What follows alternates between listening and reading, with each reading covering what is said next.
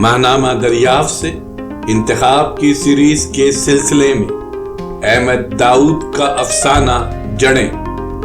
احمد داؤد کا افسانہ جڑیں دریافت کے شمارہ نمبر 7 میں شائع کیا گیا۔ اسے دوبارہ پیش کیا جا رہا ہے۔ سماعت فرمائیے جڑیں احمد داؤد۔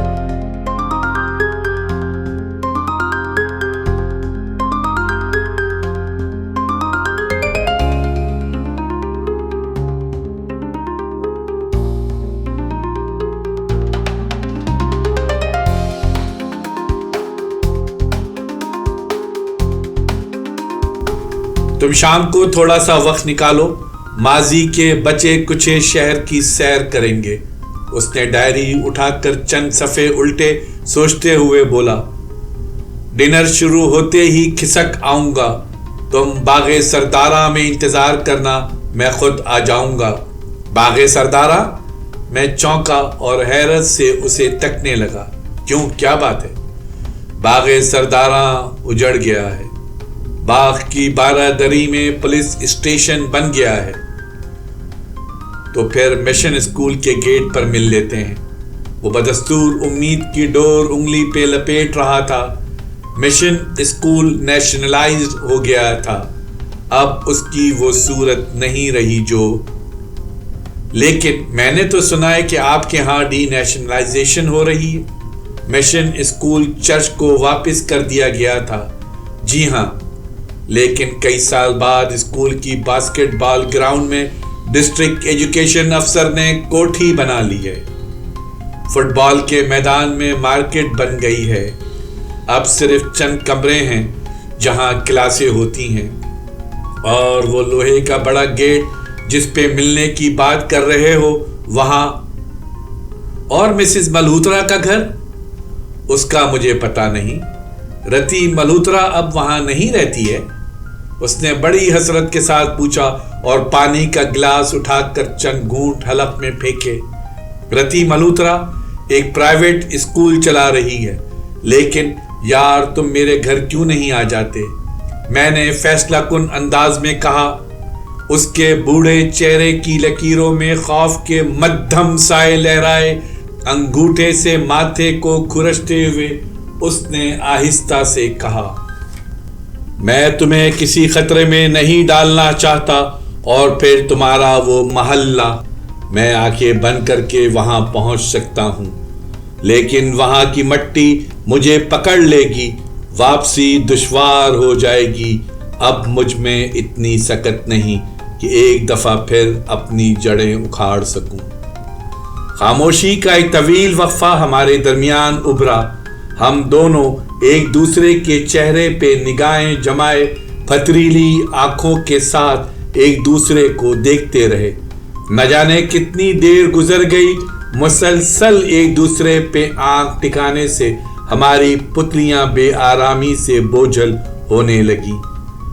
آنکھوں کے سامنے نمی ابھری جو دھیرے دھیرے آنسو بن کر آنکھوں کے کناروں کی طرف پھیلنے لگی۔ ہم دونوں نے اپنی جیبوں سے رومال نکالے اور آنسو صاف کیے۔ میں نے گیلے رومال کو تہہ کر کے جیب میں رکھتے ہوئے اس کی طرف دیکھا۔ وہ اپنے چہرے پر پھیلی گلاہٹ خشک کر رہا تھا۔ میری نگاہ اس کی ہتھیلی کی پشت پر گئی جہاں بڑھاپا نقش ہو چکا تھا۔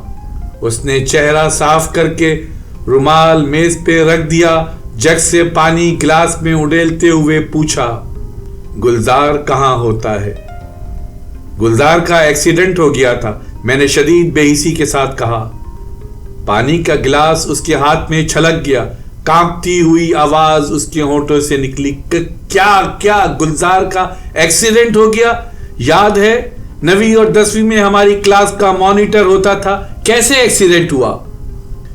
گلزار کے محلے کا میونسپل کونسلر جب MPA بنا تو اس نے پجارو جیپ خرید لی اور محلے کی گلیوں میں دوڑانے لگا۔ گلزار اپنے آپ کو محلے کا مانیٹر سمجھتا تھا۔ ایک دن اس نے MPA کو منع کیا کہ محلے کی تنگ گلیوں میں اتنی تیز رفتار گاڑی مت چلائے۔ एमपीए ने गुलजार के ऊपर गाड़ी चढ़ा दी। पोस्टमार्टम रिपोर्ट में कहा गया कि गुलजार नशे में था।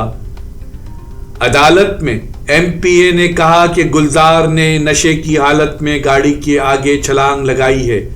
एमपीए बाइज्जत बरी हो गया, लेकिन गुलजार की फैमिली को महल्ला बदल होना पड़ा। और बस करो, खुदा के लिए बस करो, ये सब कुछ तो उधर भी होता है, हमारे यहां भी यही हो रहा है, क्या फर्क पड़ा है? उसने दुख के साथ सर हिलाया और उम्मीद भरी आवाज में पूछा, मुझे सिर्फ ये बताओ कि हमारे साथियों में अब कौन कौन जिंदा है? मैंने जहन पर जोर देते हुए उन साथियों के चेहरे और नाम याद करने चाहे जो मेरे ख्याल में अब तक शहर के किसी न किसी कोने में जिंदगी के कुएं में सांसों का डोल डाले पानी तलाश कर रहे होंगे। एक एक करके कई चेहरे आंखों के सामने उभरे और डूबते चले गए। यादों के कुएं में टूटी हुई रस्सियों और डोलों का ढेर लगा हुआ था।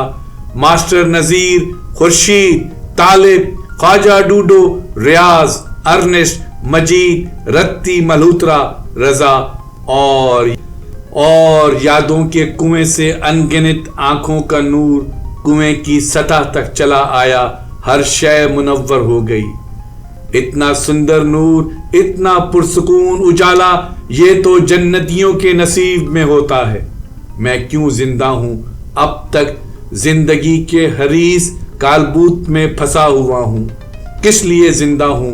जब तुम सब नहीं हो तो हम किस लिए हैं? जंगल कट चुका है, माजी को आग लग गई है, मैं क्यों जिंदा हूं? क्या कहा तुमने? उसने गर्दन आगे निकालकर मेरे मन की आवाज को पकड़ना चाहा। कुछ नहीं, मुझे अपनी आवाज कुएं की तह से आती महसूस हुई। हमारे दोस्तों में शायद ही कोई जिंदा हो। 43 साल हो गए हैं, बल्कि ज्यादा।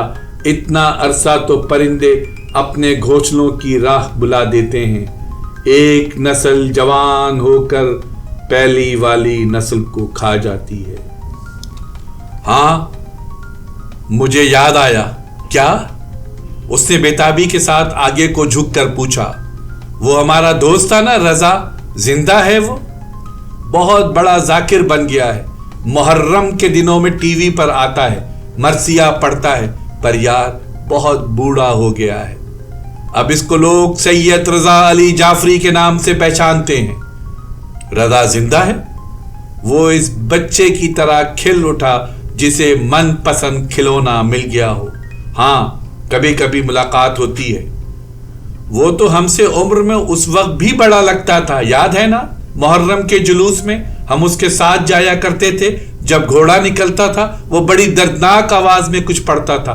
तुम लोग नवी मुहर्रम को चावल पकाते थे। अब भी ये सिलसिला चलता है? सिलसिला तो अब कुछ ज्यादा ही चल रहा है, लेकिन 750 बंदे भी चले जाते हैं। क्या मतलब? अब हम हर साल करबला करबला खेलते हैं। शिया सुन्नी एक दूसरे को शहादत का इजाज देते हैं। ओह, ये तो बहुत अफसोसनाक बात है।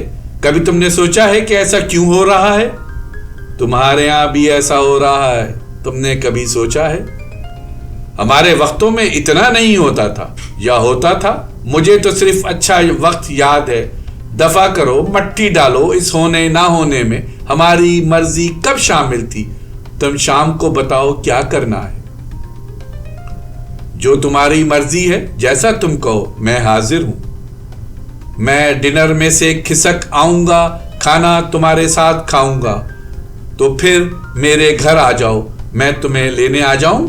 नहीं, मैं खुद आ जाऊंगा। मुझे बहुत लुत्फ आएगा तुम्हारी गली में आकर। मैं अपनी आजमाइश करना चाहता हूं कि मैं यहाँ के रास्ते भूल तो नहीं किया।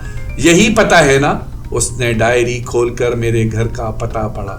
गली नंबर 3, मोहल्ला मोहनपुरा। नहीं, अब इसका नाम बदल गया है। नाम बदल गया? उसे झटका लगा, जैसे गलत गली में जा पहुंचा हो। मोहन के बजाय मोमिनपुरा हो गया है। गली का नंबर वही है।